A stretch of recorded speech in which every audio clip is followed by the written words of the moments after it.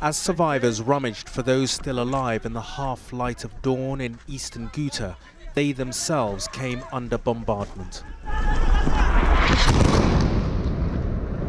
The cameraman, having been hurled to the ground, runs towards others who called him over. "Let's go," he tells the others, before they all flee for their lives. Eastern Ghouta is one of the last pockets of rebel-held territory which has defied the Assad regime, and for that, it's being systematically destroyed, whatever the human costs. Over 200 are reported dead in the last 2 days, with 600 wounded. The wounded stream out of buildings still habitable before being rushed into ambulances. "Shut the door," the driver shouts. As he reverses, another explosion, and the debris scatters over his ambulance. Children have suffered especially. Sisters Noor and Ala recorded this desperate message yesterday in the midst of the bombardment. People can defend themselves.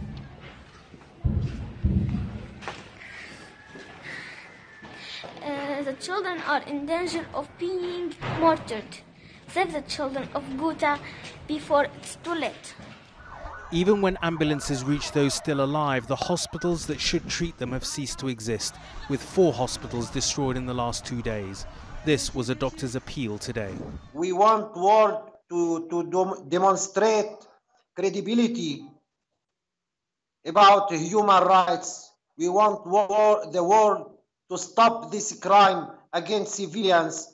The Foreign Office Minister for the Middle East said the policy of the Assad regime and his Russian allies were clear. We're extremely alarmed by the increase in violence in eastern Ghouta. The upsurge in deliberate attacks and violence would seem to suggest an increased determination by the regime to take the area by force. The world seems helpless in the face of such carefully targeted violence, which is the worst in a country that has for 7 years seen the worst of what man can do to man and child in the modern age. Ragio, my news at 10.